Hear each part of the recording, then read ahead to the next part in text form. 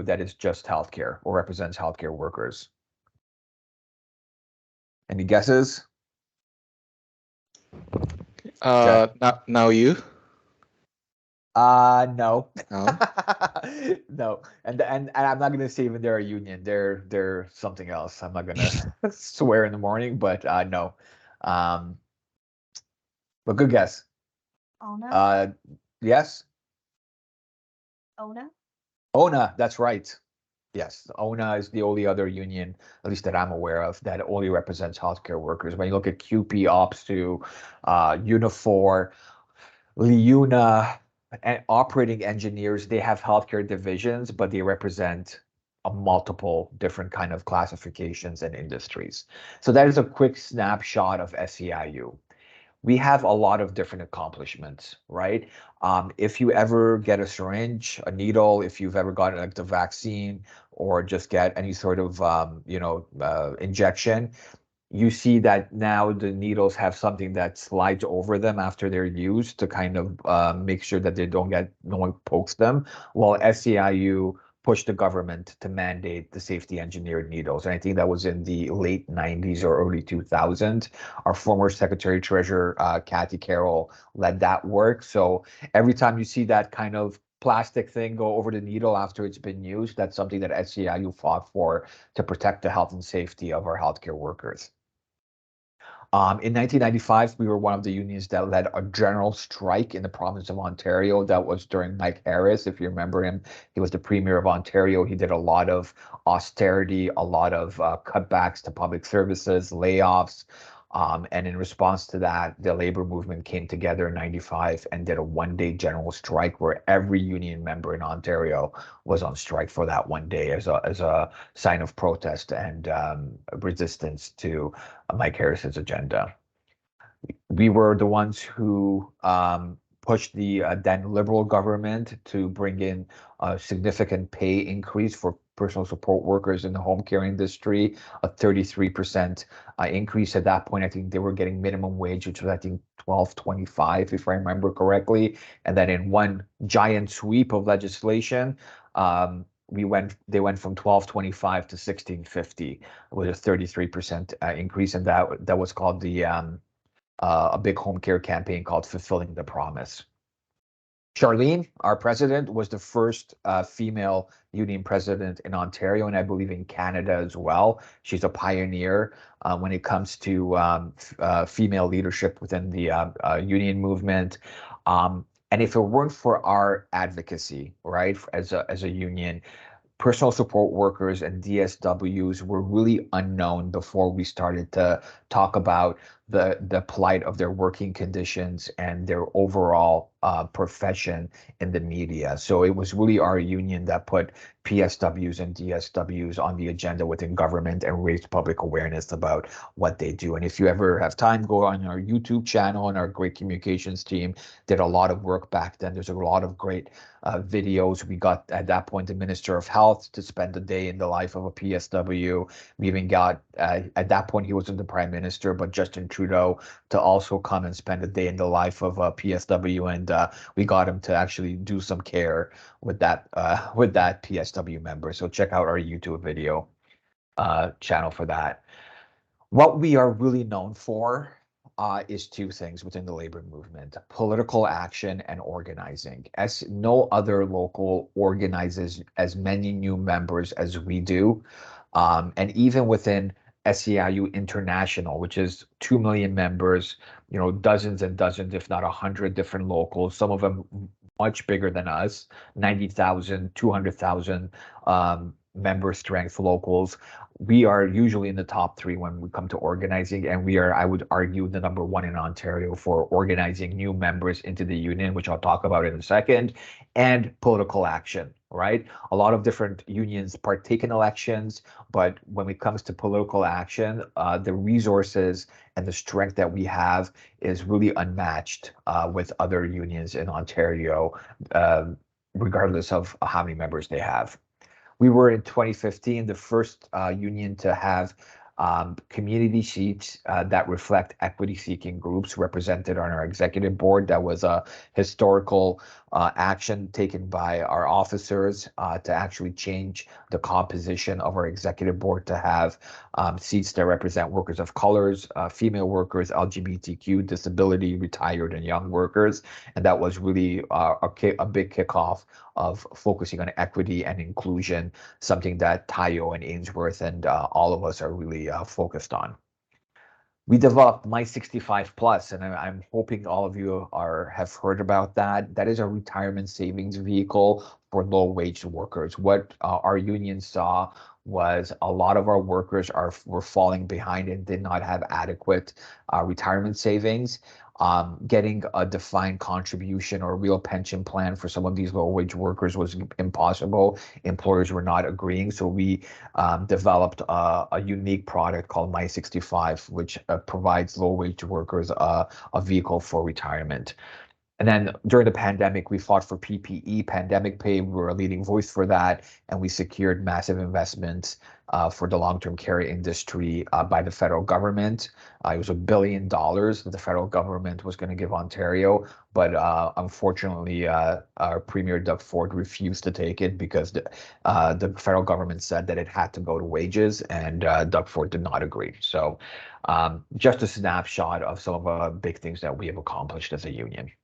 So at SEIU, we have three core sectors: long-term care, hospitals, and home and community care, right? And within those different sectors are subsets of employers and workplaces.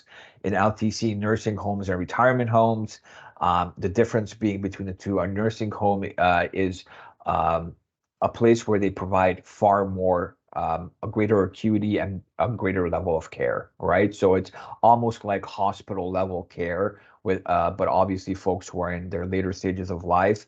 A retirement home is more of a community, right? It's where people move into and they get, meals, activities, but not nursing care, right? That's the big difference between the two. Now that's changing a little bit, but in essence, nursing homes is where folks get nursing care and more activities, support with activities of daily living. Retirement homes is more of a community where there's some shared services. In hospitals, we have obviously hospitals. We have the largest hospital in Ontario, Sunnybrook. We have EMS or ambulance services, and then we have some hospital-related workplaces like Trillium Gift of Life, which does organ donation in Ontario, and then some other kind of maintenance and engineering services. In home and community care, obviously, home care agencies where PSWs and RPNs go into folks' home to provide care at their home. But then we also have community services, which include developmental services. So agencies that support folks who are developmentally delayed or have other disabilities, children and family services. We represent shelter, predominantly women's shelters for women who have experienced domestic abuse, and addiction support. So that's a brief list of the different kind of workplaces that we represent at SEIU. Now, our members. I kind of put our members into four different categories.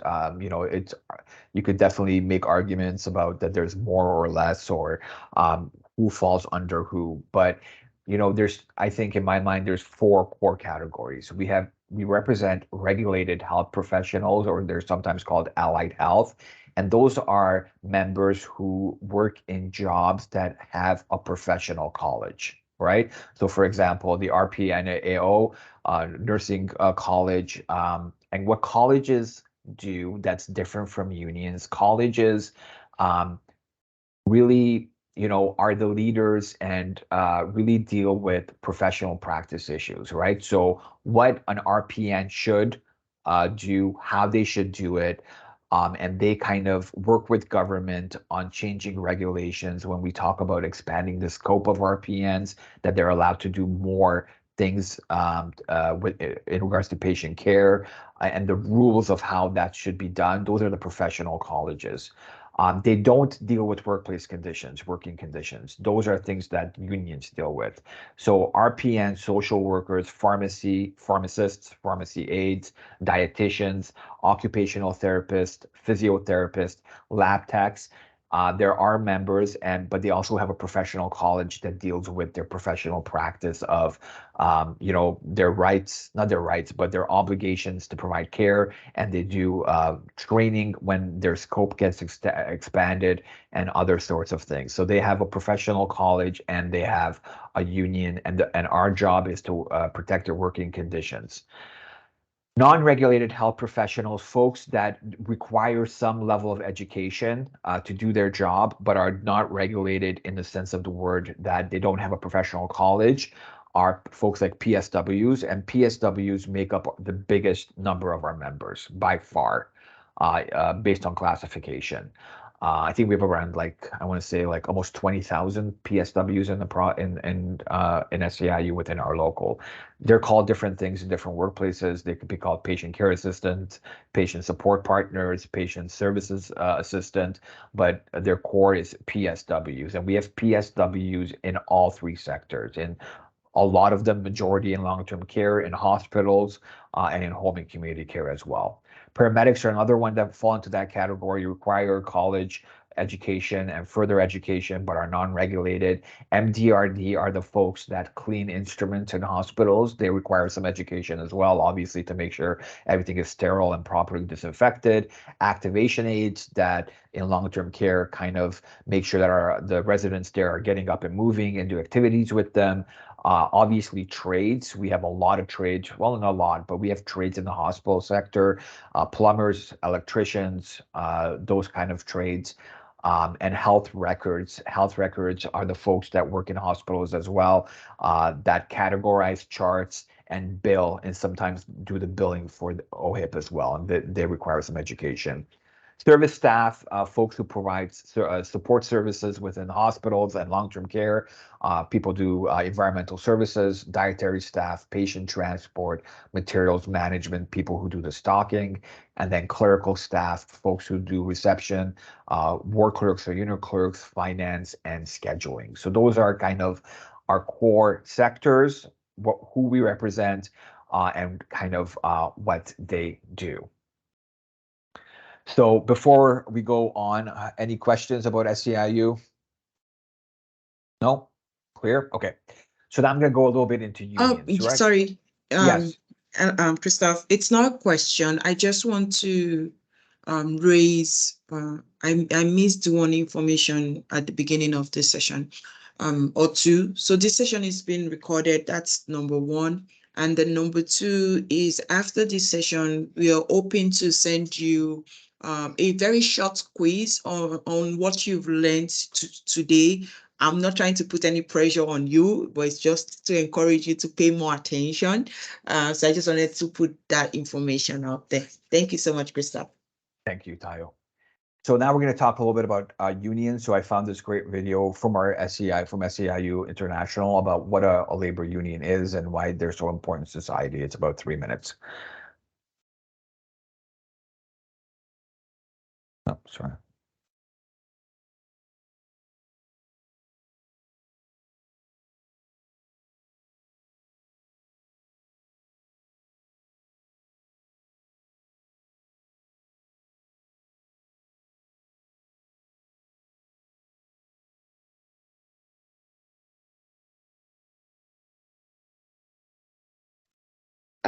Christoph, is there of like volume to the video?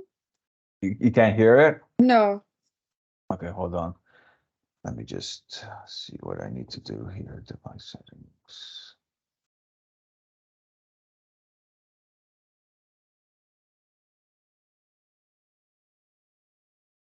Second. I'll just try to do this. Here we go. Okay, this should work now. Let me know if it doesn't. What a union is, and Yes, how thank you. joining a union changes workers' lives. To start, as you know, in every workplace, there's management and there's the rest of us. As employees, we all want to be able to work together with management to create a safe and productive workplace where everyone is treated fairly. and paid a family-sustaining wage. Together in a union, we can do just that. With a union, we can unite our voices and have the power to make sure that profits are not put before people and communities, and that no matter our race, gender, or industry, our jobs allow us to not just survive, but to thrive. Because it's hard for one person alone to make change in our workplaces, and let's face it, it's easy for management to ignore one person, but they can't ignore all of us. And that's what a union is. Working people coming together to use our strength in numbers to get things done that we can't do on our own. It's one of the only ways for workers to ensure that we have a say in our working conditions that is legally enforceable. By coming together in unions, working people win better pay, benefits, training, health and safety protections, job security, and equitable treatment. In fact, on average, union workers' wages are 11.2% higher than non-union workers' wages. 96% of union workers have employer-provided health insurance, but only 69% of non-union workers do. And 79% of union workers have retirement benefits, while only 17% of non-union workers do. And the list goes on. In order to win these benefits, coworkers come together and vote to form a union. Then a committee of union members sits down with management to negotiate over pay, benefits, and working conditions. Sometimes during negotiations, workers may have to demonstrate their strength and unity to win. They might decide they need to strike or take some other public action to let their bosses know they're serious about their demands. Once the pay, benefits, and other issues have been agreed upon, they are written into a union contract. Just like any legal contract, both parties are bound by this agreement. If management is not adhering to the union contract, an employee, with their union family behind them, can enforce the contract. To have the power to win and defend these rights and benefits, we as union members organize, pool our resources by paying membership dues, and we do whatever it takes to win strong, legally binding contracts that will improve our lives. That's how we build and hold power in our union. A union is only as strong as its members. That's why we as workers have to be united. The more of us who join together in a union, the more powerful we become. In fact, by joining unions, getting involved and taking action, we have the power to transform not only our workplaces, but our communities as well. For example, city employees might use their collective power during contract negotiations to demand not only better wages, but more affordable housing for residents. And together in unions, workers use their collective power to elect leaders who will support working families. As union members, we fight to raise standards for everyone, including clean water, affordable health care, high-quality public services, and equitable opportunities for all. Because it's all connected, and when we stand up with and for each other, we can change all our lives and our communities for the better.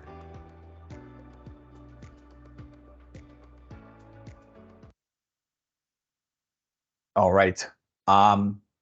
So if I were to, in the most simplistic terms, say what a union is, right? Before unions existed and before unions really gained the power we have today, which it fluctuates, employers, big business, and government had all the weight, had all the power. So the scale was offset, right? They had total control over working conditions, what happened, how it happened. Workers had very little rights, and their lives were very, very difficult. Not to say they're not difficult today, but far more, workplace injuries, firings at the will of the employer, all of those things. So what a union really is meant to do is to tilt that scale in the favor of workers. Workers are the ones who do the work, are definitely more of workers than there are people on the other side. And what the core element of a union is to make sure that workers have the voice, have the power in the workplace. And, ideally it would be kind of like a 50-50 equation, but as things deteriorate in society, things are getting more difficult, working conditions are deteriorating. We need to have more power and more kind of courage to push that scale towards the side of workers. That is, in the most simplistic of terms, what a union does. Unions do three core things, in my opinion: servicing, bargaining, and organizing. When we talk about servicing, the core element there is to uphold and enforce the collective agreement. And you saw in the video, they call a contract. It's a more of a US term. In Canada, we call it a collective agreement. It's an agreement between the employer and the union, who represents all the parties, all the members, to come together and establish core working conditions that include scheduling, health and safety, wages, vacation time, benefits, the general working conditions. Using the collective agreement and other legislation, we protect members' rights to due process and fairness. So you can't just be dismissed without some sort of a process being in place and without the ability of the union and the worker to challenge that decision, the disciplinary decision, or other things related to the workplace. And that's how a grievance is a grievance that says the employer has violated a provision of the collective agreement or other legislation, and then there's a process that could lead to arbitration where a neutral third party makes a decision. And if you've heard about the awards also associated with collective bargaining, an arbitration process there determines what the collective agreement will be. We also ensure that the other points of other kind of legislations like OSHA, which is health and safety, the Human Rights Code, the Workplace Safety and Insurance Act, and the Employee Standards Act are also enforced in the workplace. So while our main piece of our main documentation is the collective agreement, we have the ability to force the employer to come into compliance with other forms of legislation as well. And we provide members with other employment-related matters, advice, and support. Bargaining is either to establish a new collective agreement or to advance the rights of the members to better the agreement through bargaining. It also a way to ensure that members don't fall behind due to economic pressures. I mean, folks, you've probably seen some of our recent awards that we've been able to achieve in hospital and long-term care, 8.25 or 6% increases. And while, we always want more, without bargaining and without collective agreements and unions, working class people would be far behind. And then also, as the video talked about, taking action if needed to raise awareness of working conditions, to fight for justice, and to pressure the employer to come to the table and either agree or commence fair bargaining. And we do that through rallies, strikes, and other points of public relations like ads. Organizing is about bringing new members into the union, and we do that through external organizing. So, folks like Matt Romaine and his team, that's one of the core things they do, is they go into workplaces where members are like, you know what? We want a union in here. Things are just not going well. Our employers not being fair to us.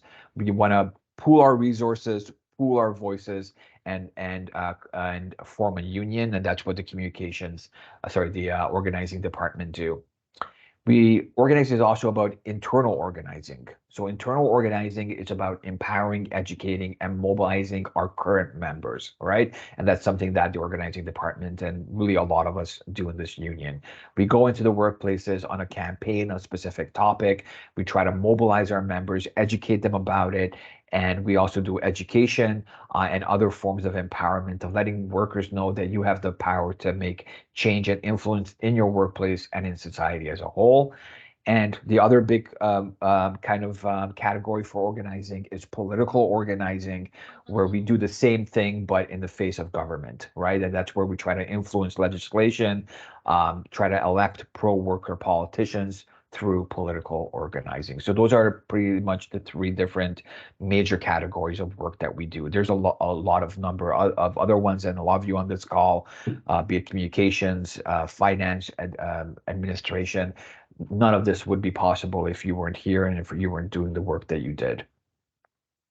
So very quickly, some of the accomplishments that unions have established in Ontario and Canada: basic health and safety laws. And if folks know health and safety, the OSHA, Occupational Health and Safety Act, it's a very powerful piece of legislation. It overrules most other forms of legislation like collective agreements, Labor Relations Act, policies. It's something called quasi-constitutional, meaning only the Constitution can override it.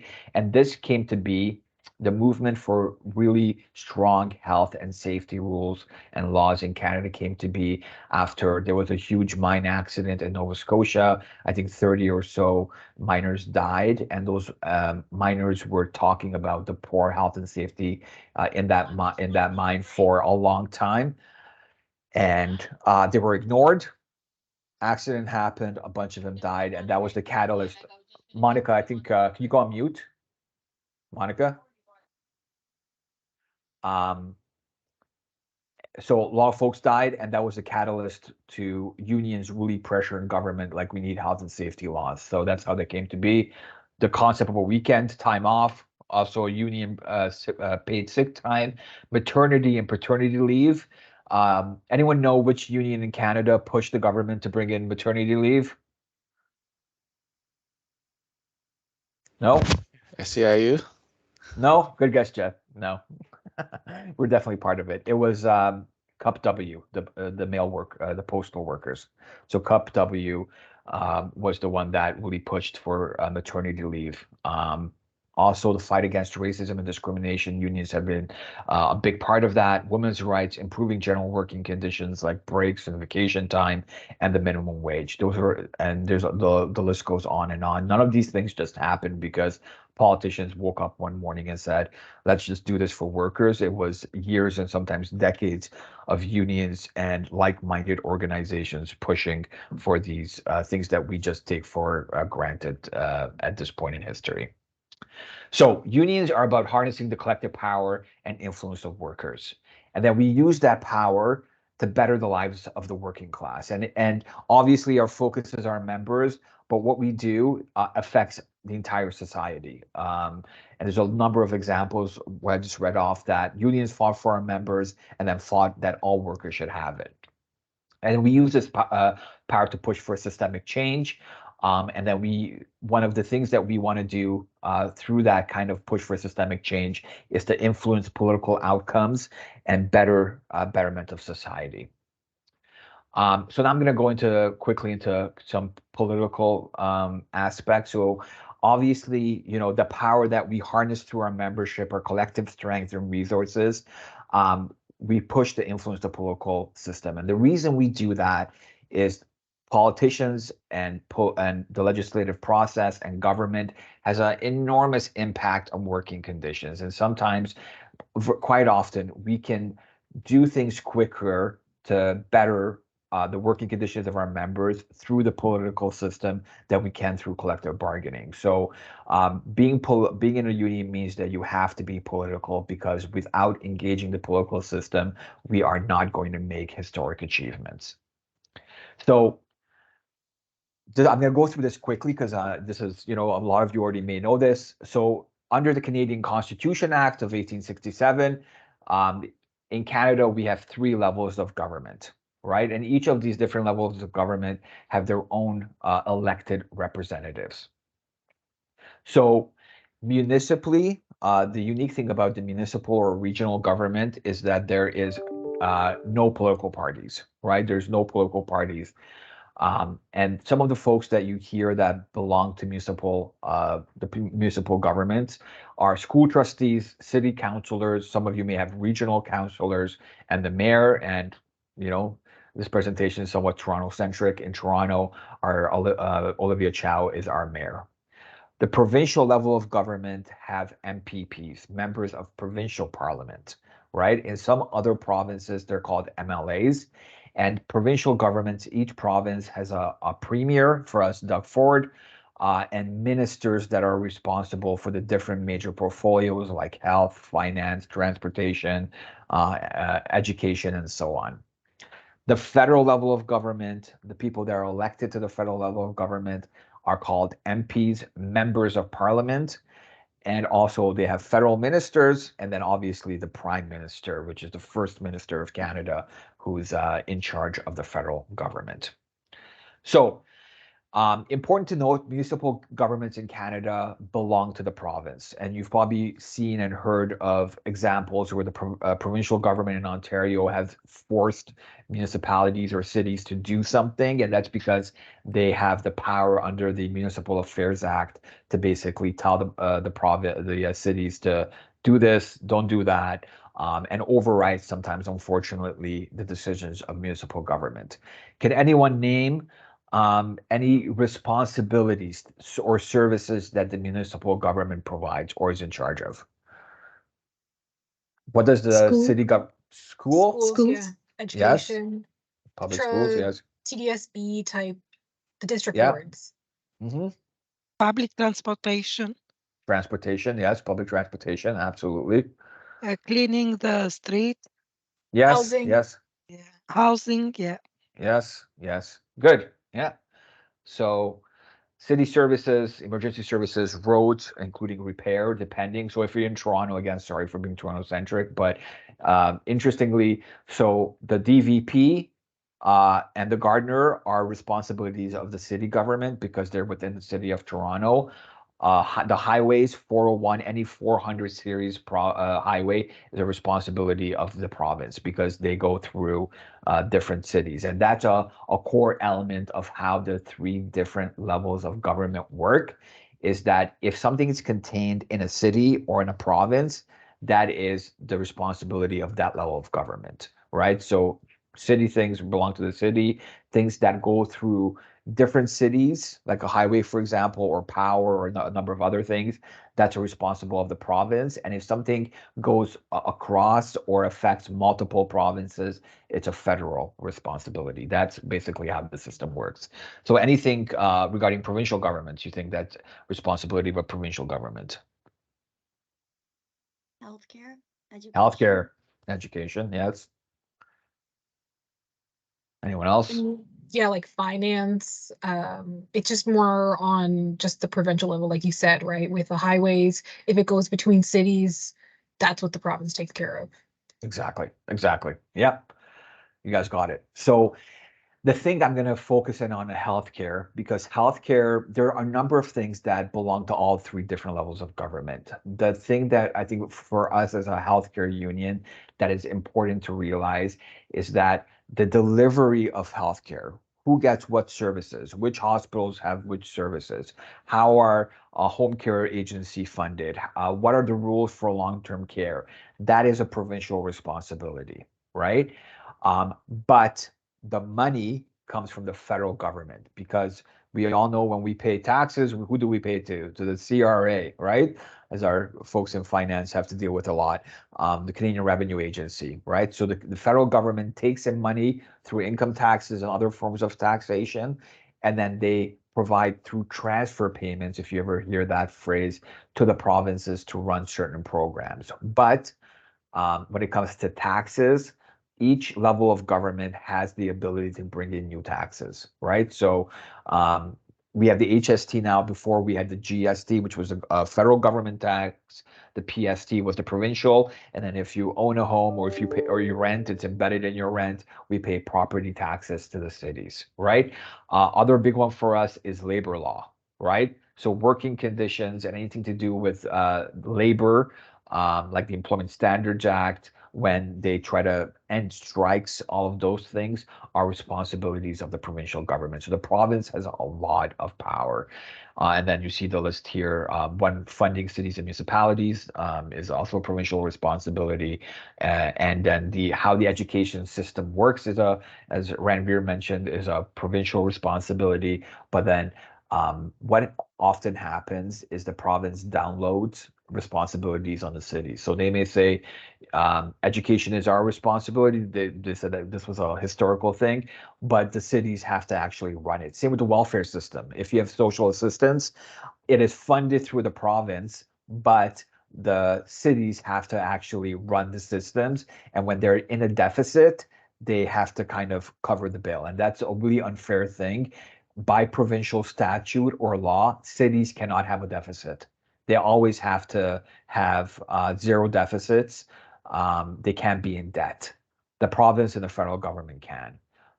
So there's a lot of different intricacies and things about how the province and the federal government works. So anything that you think there's a federal responsibility? International trade, Yeah. international relations, Defense, military, Defense, exactly. Yeah. currency, And any funding to the provinces. yeah. money. All right. Exactly. You guys got all of them, right? So anything that's international is a federal responsibility. Anything that goes across provinces. So, for example, banking, if you work for a bank, you're not covered under any provincial law. You're not covered under by the Employment Standards Act or the Ontario Human Rights Act. You are covered under federal legislation. Same with like if you work for an airline, if you work for Via Rail, if you work in shipping when it comes to the waterways, anything that goes across provinces is a federal responsibility. And if you work in those industries, you're also under the federal laws. Anything to do with money, banking regulations as well. And revenue and taxation, which is a big thing. Okay, so I'm gonna political parties in Canada. There are four major parties in Canada: the Liberals, Conservatives, NDP, the Green Party, and the Bloc Québécois, who are only in Quebec. And each of these different parties also have provincial kind of versions of themselves, right? There could be differences though, obviously, given the provinces. So, for example, the NDP in Alberta, the Alberta NDP has a lot of disagreements with the federal NDP because, especially when it comes to climate change and things like that. For example, British Columbia, there is no conservative party in British Columbia. The BC Liberals are in effect the conservatives. So there's these kind of weird dynamics too. They tend to agree in the core principles of their party, but there could be obviously disagreements and different kind of agendas based on the provincial wings. But those are the major parties. There are a couple of parties that only exist in certain provinces, like the Parti Québécois in Quebec, the Saskatchewan Party in Saskatchewan, the Wild Rose Party in Alberta. And then there have been some parties that have existed, were big parties before, but have either merged or have kind of disappeared. The big one being CCF, just to test now. It's the Commonwealth Cooperative Federation. That was the kind of Labour Party in Canada before the NDP, and their leader was a very famous Canadian, the father of healthcare, Tommy Douglas. And for us, what's important to note is when the CCF merged. So if folks ever wonder why unions tend to support the NDP, and we support all different parties. Obviously, our priority is to advance the interests of our members. But the reason that happens is the CCF merged with the Canadian Labour Congress to create a new party called the NDP, the New Democratic Party of Canada. So that is really why, a lot of the unions are supporting the NDP, because it is the Labour Party in Canada. So I'm going to go really quickly through this. So there are definitely current party leaders. So these are the federal leaders. These folks are responsible for federal matters. They're the leaders of their federal party in Ottawa. And the next election is going to be no later than October 20th, 2025. It's a minority government right now, which means it could fall at any point. There could be an election at any point. But because there's an agreement between the NDP and the Liberals to keep the government alive, we don't know, but it's not going to be, it can't be any later than October 20th of 2025. Important to note, all of these folks, if you're a leader, if you're a premier, if you're a minister, you are at the core an MP or an MPP. So you have a riding where you get elected, you represent, and then you can move up in the party depending on your different portfolios, and you can be elected within your party to be the leader, right? So we have Justin Trudeau, our Prime Minister. He's the MP of Papineau in Quebec. And he's the leader of the Liberal Party of Canada. Pierre Poilievre, he's the MP for Carleton, just outside of Ottawa. He's the leader of the opposition, right? He's the second biggest party in the House of Commons, and he's the leader of the Conservative Party. And then you have Jagmeet Singh, who's an MP in Burnaby South in Vancouver, and he's the leader of the NDP, and he's the leader of the third party in the House. In Ontario, same kind of setup, but these are MPPs who work at Queen's Park in Toronto. And the next election is June 4th, 2026. You have Doug Ford. He's the Premier of Ontario. He's the MPP also for Etobicoke North. And he's the leader of the Progressive Conservative Party of Ontario. Note the difference. It's conservative federally. It's progressive conservative in Ontario and in a lot of the other provinces. Merritt Stiles is the leader of the opposition, second largest party in the legislature. She's the MPP for Davenport and the leader of the NDP. John Fraser, he's the MPP for Ottawa South. And he's the interim leader of the Ontario Liberals. As we all know, there's an election happening to elect a new leader. And then we have Mike Schreiner, who's the MPP for Guelph, and he's leader of the Green Party of Ontario. So that's the kind of the differences between federal MPs who work in Ottawa and provincial leaders who work, MPPs who work at Queen's Park. So I'm not going to go over this.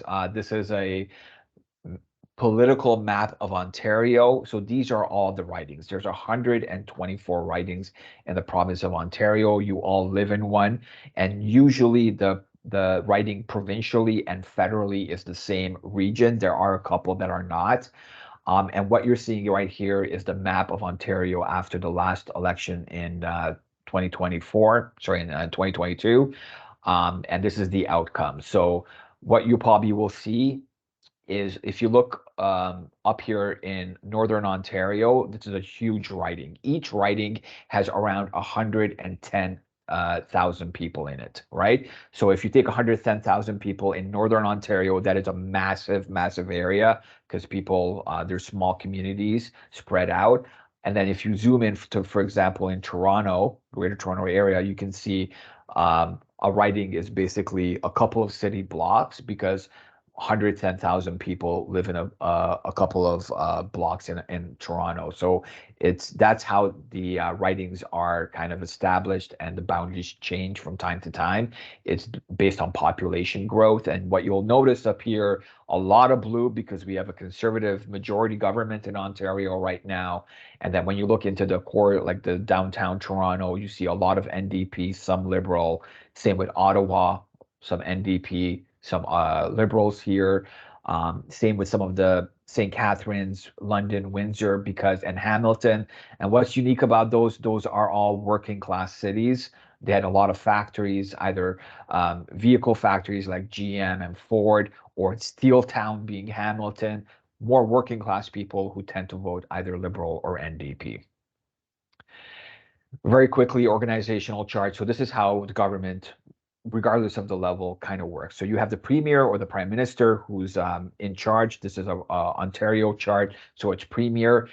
And then you have ministers, as I mentioned, who are responsible for their big portfolio. So think of them as kind of directors within our union structure, right? So they have finance, healthcare, and each of them has another elected MPP that is their assistant. So the Premier, the ministers, and parliamentary assistants are all MPPs from their ridings who were chosen by their party to have a leadership role. And then on the other side, you have the Ontario Public Service, the people who work for the government but are not elected and are really in charge of actually getting the government to do whatever the political agenda is.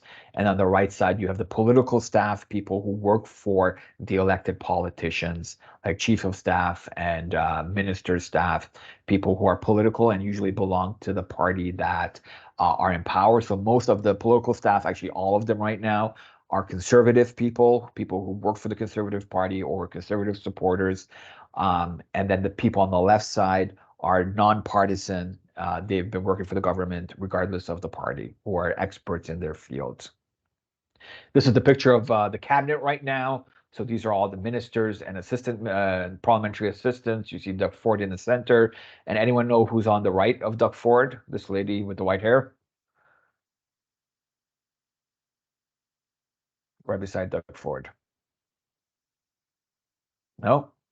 So she is the Lieutenant Governor of Ontario, right? Because we're still have a traditional connection to the British system. So in essence, based on the Constitution, the head of state is the representative of the king now. We have the Governor General federally, and then each province has a Lieutenant Governor. It's traditional. It's a ceremonial role. They have real no power. but they're the ones who are, in essence, the head of government. Okay, so very quickly, ideology. You may have heard that political ideology. There's a couple of definitions. The body of ideas reflecting social needs, a set of beliefs, and that's really ideology. What do you believe in? So when we talk about political ideology, there's something called the political spectrum. And if you ever heard this person is very left, this person is very right, far left, far right, center, this is what this means, right? It's an expression of political ideology on this left, right, center equation. The far left, the extreme, is communism, right? And the basic principles of left or social democracy or socialism is that government should be an agent, an active agent of improving people's lives. That as a society, we do best when we have collective responsibility, when we care about each other, when we're kind of in it together, where we're kind of all going in the same direction. And that government should intervene. When things are not going fine or not going well, the government should intervene in the economy and through taxation, redistribute wealth. So those are principles of the left. On the right, the far, far right is fascism. And the basic principles of the right are like conservatism, nationalism, populism, although that has changed throughout the years. And the basic principles are personal responsibility. You're on your own, you're responsible for yourself. Be self-reliant. Don't expect people to come and help you or the government to help you unless it's something big. You need to kind of make it through it yourself. That there should be no or minimal intervention and regulation in the economy. And that's what free market principle is, right? The markets will regulate and deal with them, deal with what's going on by themselves. Government really needs to take a step back and let the economy and the markets kind of do whatever they can. And, you know, a good example of how that doesn't work is what happened in 2008 when Wall Street went crazy, did all these really big, took huge risks. And because of that, the economy collapsed. You know, millions of people lost their jobs, their houses, their savings, because there were no safeguards within the economic system to prevent and minimize risk that some of these investment bankers were taking. And then also low taxes and small governments. And, you know, this is, you know, generally the NDP is left or center left, depending on who the leader is. The Liberals are the centrist party. They take the best ideas from the left and the right, and they try to govern from the center. But obviously that is dynamic. It tends to move. And the Conservatives or the PCs in Ontario tend to be right. But again, what you'll see during election time is all three parties will try to move and talk in the center, right? To attract as many voters as possible, some from the left, some for the right. And then when they actually get into power and start governing, they start moving back into their respective corners. So that is a very quick review of the political spectrum. And I think that is it. I know I've been kind of probably like drinking from a fire hose, but I hope I covered most of the topics. And again, if you have any questions, I'm happy to stick around for a little bit. And Tayo, I will hand it back to you. No, don't hand it back to me yet. I wanted to ask a question. Okay, sure. So on the the last slide on the spectrum, so where does the progressives, where do they fall?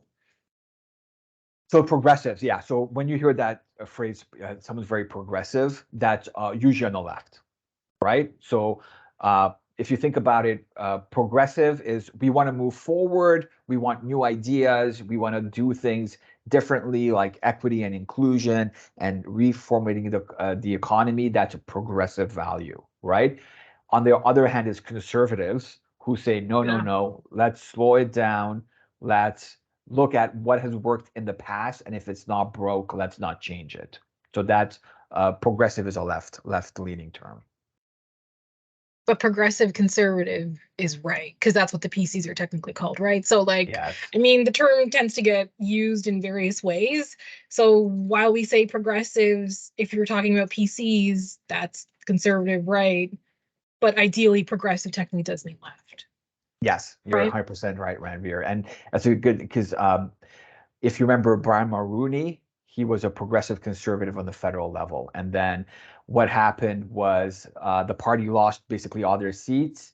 They merged with a Reform Party, which was an Alberta, really right-wing party from Alberta. And then when they merged, they changed the name. They dropped the word progressive, and then it became the Conservative Party of Canada, right? So you're right. I mean, it's an oxymoron, the progressive conservative, because almost because you're like, we want to move forward, but with conservative values. But Yeah. historically, it's been exactly what you said. It's kind of like the the play on both words for Mhm. sure. Okay. Thank you, Christoph. Does anybody have any other question? I had a question. So I know we said RPNs are considered with your diagrams. They're skilled workers, they go to colleges. RNs also fall into that, correct? Correct. Yes. And the big difference between RPNs and RNs. So RPNs, you can become an RPN through going to a college and getting your diploma. RNs, you have to have a university degree. But that's the big difference between RNs and RPNs. And then there's nurse practitioners and all of those different that require even more education. But when it comes to actuality, RPNs can do 90% of the things that RNs can. RN's education is more theory based. RPN's education is more practical based. Okay. I had a question. In Ontario, let's say the Premier Doug Ford is conservative. But so even in his cabinet or like his assistants and the diagram that you showed, there are members from different parties that work with him? No, No, they're there all conservative. That's right. That's right. Okay.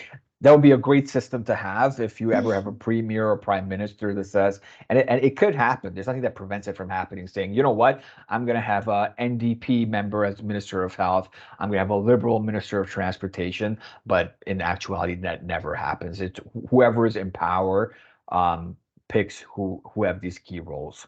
Okay. Yeah. Thank you. I have a question, Christoph. Yes, I'm Jack. just curious. So I'm hearing in our events or rallies, our members or some of our members have two jobs.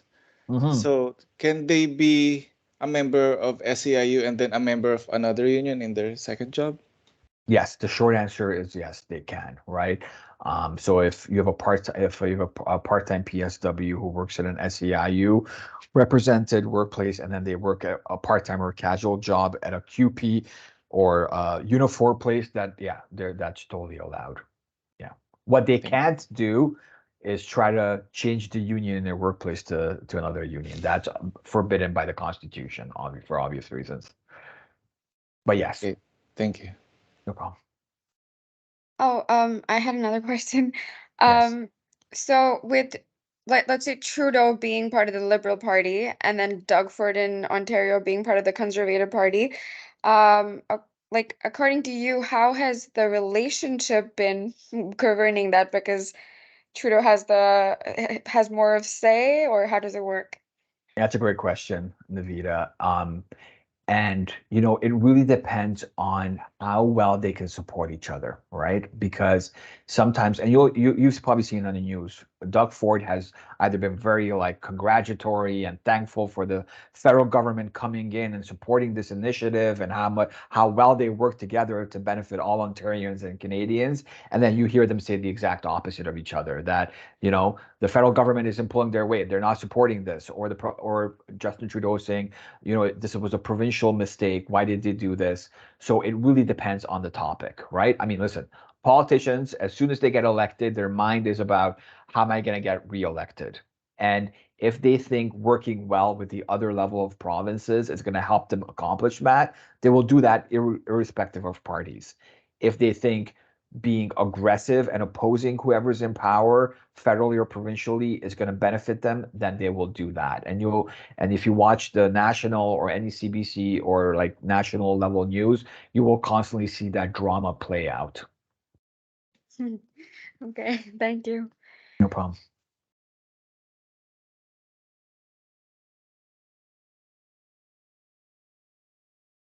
All Any right. other So questions? It's just more of, yeah, it's not like a serious question, but I know you said in the union you have your service, the bargaining, and then organizing, which is like it's very broad with how union Yes. works. So where does admin fit into all that? Well, I Like mean, clerical. yeah. So as I mentioned, like when I Yeah. talked about that slide, so admin, clerical, um, communications, finance, human resources, all of those different functions are interlaced with all of that work. As you know, all of you, depending on which area you work in, you support all three of those. You file grievances, you upload documents to Unionware. You do the flyers for the rallies, for bargaining, for website design for a campaign. Finance, you process the member LOA payments respective of that. So those are the core support services. Same in the hospital. You can have a running hospital. You can have all the nurses and doctors you want. If you don't have the housekeepers or the clerical or the people who process the instruments or bring in supplies, the system's not going to work. So with the union, we couldn't do any of that work if it weren't for folks like you in the background making the wheel spin every day. I was just wondering, because I guess it's more because it's everywhere. So we don't Everywhere, get our own yeah. little Yes, column. yes. Yeah, and I mean, like, and I don't want to create the perception that like there's an organizing department, there's a bargaining department, a servicing department. That's not the reality either, right? Reps do organizing on a daily basis, right? Reps do bargaining, they do servicing. So reps do all three, right? Organizers are mainly organizers, but they also do servicing sometimes. They answer members' questions and redirect them to the point of information. So it's not like an organizational chart. It's more of the core kind of elements of what the services we provide from a member perspective.